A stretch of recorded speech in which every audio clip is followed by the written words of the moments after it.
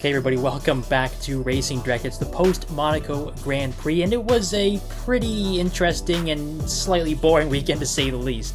Now, of course, a topic that comes up every single year, and especially this year after what we just witnessed, is should Monaco still be on the Formula 1 calendar in this day and age with these big cars?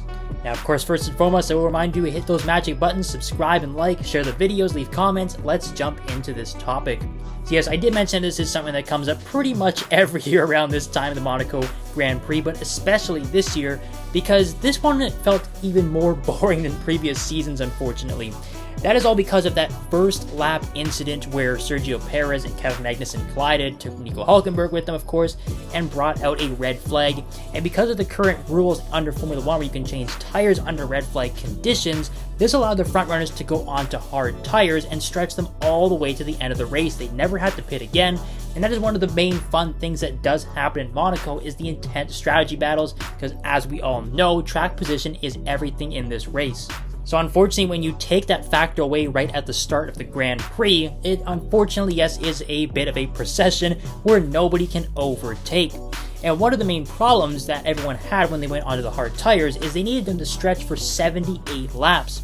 And the only way they were going to do that was to drastically reduce their pace. We saw the likes of Charles Leclerc and George Russell going at Formula 2 pace levels, and that was just not fun for anybody to see. But they knew well enough that, hey, no one is going to be able to pass us. We can go as slow as we want and make sure these tires get to the end, because there's no way anybody's going to get by us, barring some drastic mistake.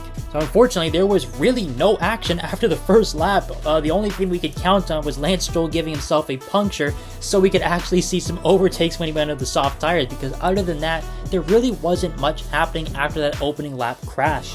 Now, unsurprisingly, there are many people online that are calling for the end of the Monaco Grand Prix, stating that, look, it's overstayed its welcome, it is way too narrow for these current cars and the current conditions and the rule sets, it just does not belong in the F1 calendar anymore.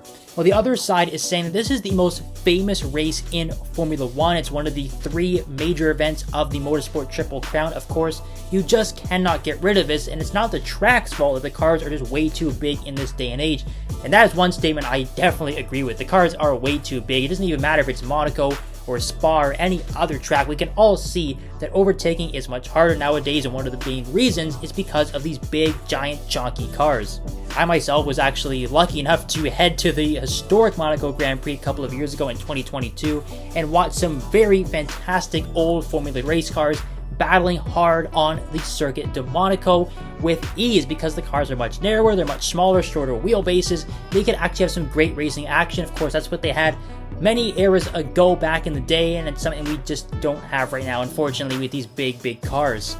So for me personally, I think this is more of a car issue than a track issue, and it would suck to see the Monaco Grand Prix leave. You can say all you want about it, it's nearly impossible to overtake. It's a bit of a parade around this circuit. The only real thing that matters is the strategies and track position. I get it, I totally understand that, but at the same time, this is just another one of those cases where I don't think Formula 1 should lose their identity with these historic races. There's already rumors going around about Spa and Monza potentially not having their contracts renewed. We just cannot have another one of these historic tracks going to the wayside. Now, one of the proposals I was thinking, and I've seen some other people say this online as well, is to have some different rule sets for Monaco that could make it a little bit more interesting. Of course, we already pointed out one of the main problems we had, and the reason why this year was more boring than previous years was because of those red flag pit stops that the front runners made that negated any chance of us seeing a fun strategic battle. So what I was thinking, what others are thinking as well, is that there could be a single or a double mandatory pit stop rule under green flag conditions.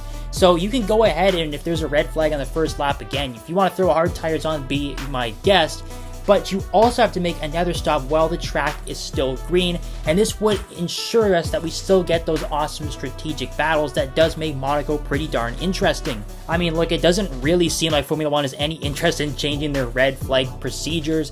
It looks like you're always going to be able to work on your cars and change your tires under the red flag. So at least in this sense, it would still provide us with some more entertainment if they made some slight adjustments just for the Monaco Grand Prix, where yes, you do have to make a mandatory pit stop under green flag conditions no matter what. I mean, if you look at the other two races in the Motorsport Triple Crown, of course, the Indianapolis 500 and the 24 Hours of Le Mans, they do have different rule sets compared to the rest of their seasons. Le Mans has slightly different rules compared to the rest of the WC season, and Indy 500 has some rules that are different from the rest of the IndyCar season. So it's not totally crazy to suggest that Monaco could implement some different rules compared to the rest of the F1 calendar to ensure that things stay interesting and to make sure that this great historic race stays on the calendar for good. And even though, yes, we did see a lot of the drivers saying afterwards that yes, the race was definitely boring, not the most exciting thing they've ever experienced at the World, but if you asked most of these drivers, or I would wager almost all of them pretty much, do you want Monaco to stay on the F1 calendar? They would say absolutely, because everybody wants to win it. It really is the most important race on the F1 calendar. We just cannot afford to lose it. So if F1 is willing to make some changes to the rule sets just for the Monaco Grand Prix, it only applies to that race only. I think that is something that is a pretty good compromise to ensure the race stays, and there's still some interesting levels of excitement.